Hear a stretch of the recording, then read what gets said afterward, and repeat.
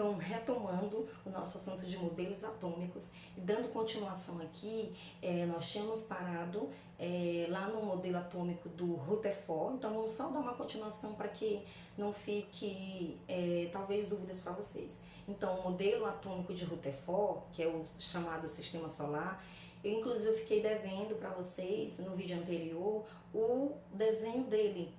Então, vou mostrar para vocês esse desenho, que aí vai mostrar exatamente como que ele falava em relação ao modelo chamado Sistema Solar. Então, para ele, para Rutherford, o Sistema Solar é esse aqui. Ó, o que você percebe? Eu tenho aqui, bem no centro, né, o átomo aqui no centro, e aí vai ter a presença do núcleo, aí eu vou ter aqui também, no caso aqui é o núcleo completo, que eu vou ter a presença dos nêutrons, presença dos prótons. Então, esse meu núcleo, ele vai ter prótons e vai ter nêutrons. Professor, e essas bolinhas que estão aqui ao redor? Essas bolinhas, elas representam, na verdade, os elétrons, que são cargas negativas. Voltando mais uma vez, os prótons que você está vendo aqui no núcleo, os prótons, eles são cargas elétricas positivas. E os nêutrons, não já está dizendo neutro, algo que é neutro, não é nem positivo nem negativo. Então, na verdade, os nêutrons, eles são cargas elétricas somente cargas elétricas. Então, eles são partículas, que não é nem carga elétrica negativa e nem carga elétrica positiva, são cargas elétricas neutras. E os prótons, cargas elétricas positivas, e os elétrons, cargas elétricas negativas. Então, esse foi o modelo de Rutherford, conhecido popularmente como sistema planetário, ou, como alguns livros dizem, sistema solar. Vamos agora para um próximo modelo, que é o quarto modelo, é o modelo de Bohr. Na verdade, que Niels Bohr, ele complementou algumas ideias lá de Rutherford. Então, tem livros que você não vai ver separado, tipo modelo de Rutherford, modelo de Bohr. Tem livros que você vai ver o nome único, modelo Rutherford-Bohr, uma palavra composta. Isso porque dentro do modelo de Bohr, ele pegou complementos do modelo de Rutherford. Então, ele acrescentou no dele. Como também Rutherford já falou de coisas que Bohr já iria falar mais à frente. Então, por isso que ficou o modelo chamado Rutherford-Bohr. Então, se você vê em algum livro o modelo de Bohr, é esse modelo aqui chamado níveis de energia. Mas aí você pode ver também o modelo chamado Rutherford-Bohr. Não é errado, porém só tem um complemento a mais do modelo posterior ou do modelo anterior. Então, esse modelo Niels Bohr, ele é chamado modelo níveis de energia. É nesse modelo que a gente percebe que o átomo, ele pode ter a questão dos níveis de energia, que na verdade o átomo ele é representado por 7 camadas de energia. Essas 7 camadas representam os 7 níveis de energia, começando camada K é a primeira camada, camada L é a segunda camada, camada M, terceira camada, camada N, a quarta camada, camada O, a quinta camada, camada P, a sexta camada, e a camada Q, a sétima camada. Então, são 7 camadas que existem representando os níveis de energia. Então, significa dizer que, eu vou já mostrar um desenho para vocês, para que talvez vocês venham compreender melhor por meio desse desenho. Então, nesse modelo aqui de Bohr, o átomo, ele poderia sofrer um chamado salto quântico. Quanto mais perto do núcleo, ele perde energia. Quanto mais distante do núcleo, ele ganha energia. Então, quando ele faz um salto quântico para perder energia, é como se ele estivesse lá no estado fundamental. E quando esse elétron ele acaba realizando esse salto quântico para se distanciar do núcleo, ele está ficando mais excitado. Por incrível que pareça, é exatamente essa palavra mesmo. Então, para que ele fique com mais energia, é preciso que ele fique excitado. Quando ele está lá no estado fundamental, ele ainda não sofreu a questão desse salto quântico, que vai fazer com que ele, quanto mais próximo do núcleo, ele vai vai perder energia. Quanto mais distante do núcleo, ele vai ganhar energia. Então, o modelo de Bohr foi representado por esse desenho aqui. Deixa eu mostrar aqui para vocês. Modelo de Bohr, olha só. O modelo de Bohr, ó, camadas são camadas eletrônicas, como já diz, eletrônicas, porque vai ter a presença dos elétrons.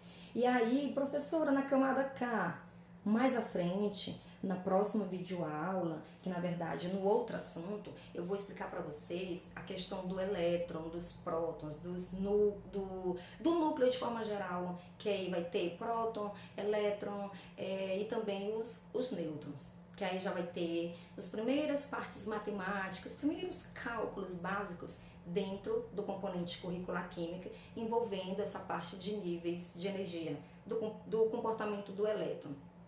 Então, recapitulando, então aqui nós temos as camadas eletrônicas, que é representado pelo o modelo de Bohr, que ele é chamado modelo níveis, né, de energia. Os elétrons aí estão totalmente distribuídos em camadas, né?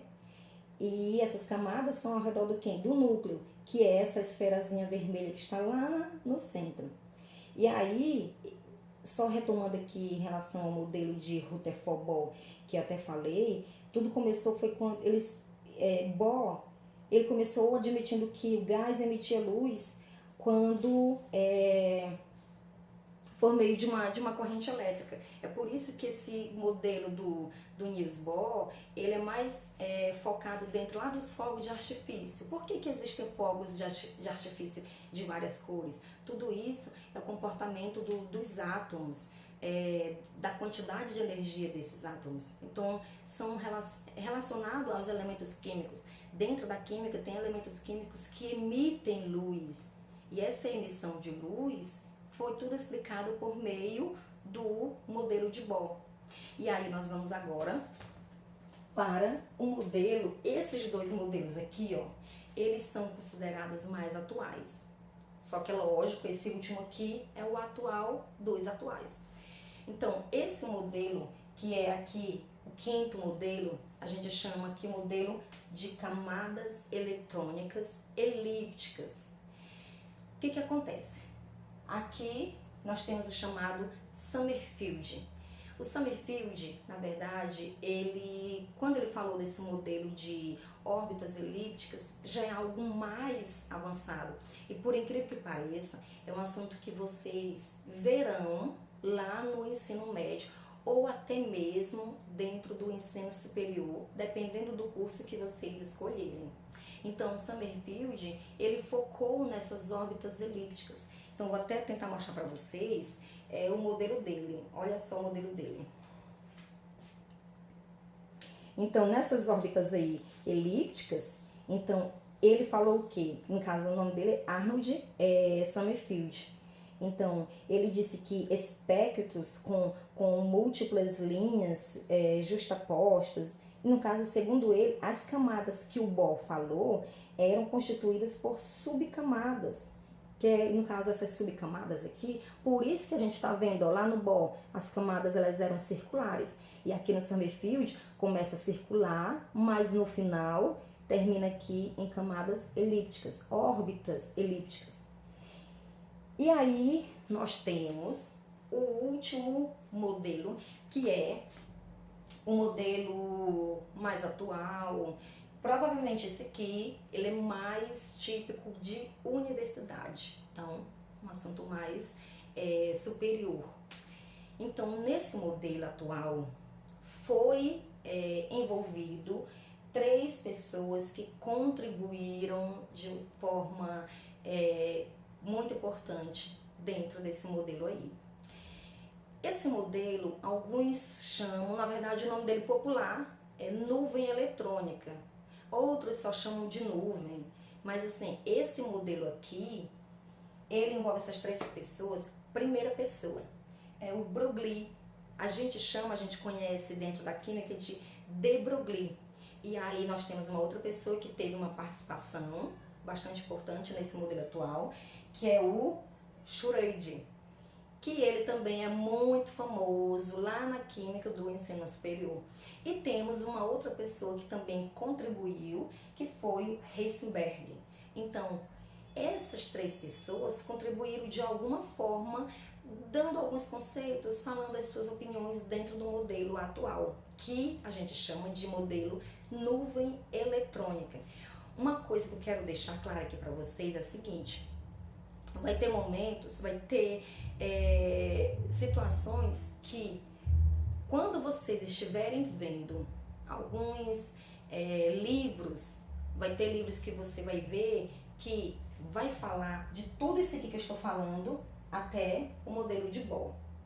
Vai ter livros que já vai falar sobre tudo isso do Bohr e aí já passa para o modelo atual. Então, eu já estou fazendo isso aqui tudo para que vocês, quando vocês se depararem de encontrar livros, tem esse modelo aqui, a professora Helene não explicou. Então, vai estar disponível lá e você já vai lembrar, a professora Helene explicou, mas no nosso livro não tinha.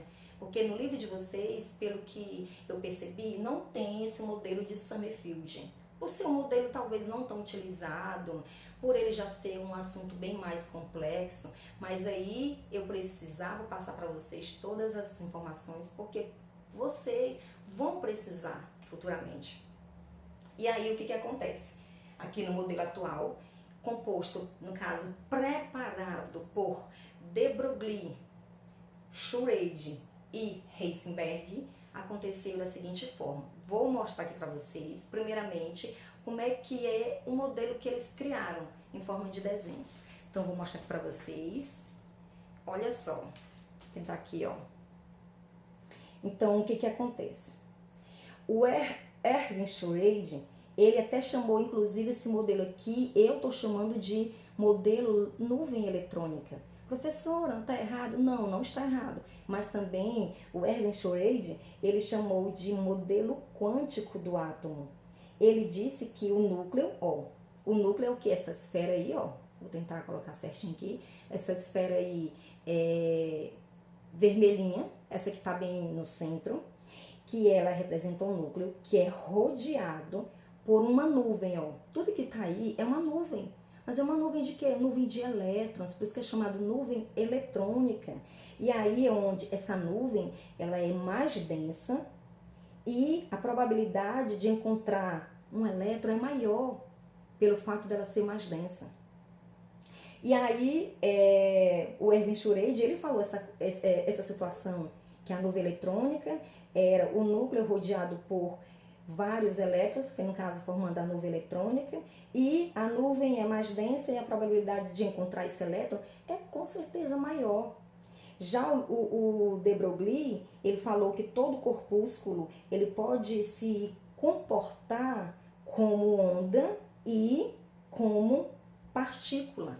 Por isso que o de Broglie aqui, ele fala da dualidade da matéria. Dois. Então, o átomo, ele pode se comportar outrora como onda ou como partícula, como uma coisa ou como uma outra. Então, por ele se comportar dessas duas maneiras, ele deu essa característica chamada dualidade da matéria. E aí, nós temos aqui o Heisenberg, que ele chamou o princípio da incerteza. Esse princípio da incerteza, ele diz o seguinte: não é possível determinar simultaneamente a velocidade e também a posição de um elétron de um determinado átomo. Então, eu não consigo determinar nem a posição e nem a velocidade de um determinado elétron, de um determinado átomo ao mesmo tempo. Não tem como. Eu quero determinar a velocidade e a posição desse elétron aqui do átomo. Ao mesmo tempo, eu não tenho. Então, ele diz que não é possível determinar. Por isso que ele chamou o princípio da incerteza. Viu? Então, pessoal, eu espero que vocês tenham compreendido de fato esse assunto. Como eu já tinha dito logo no início, um assunto assim, chato, porque é muita teoria. Então, eu acredito que os próximos assuntos vocês venham gostar, porque já vai envolver um pouquinho de matemática, alguns cálculos básicos, mas é bem básicos mesmo. Então, eu espero que vocês, né, tenham compreendido.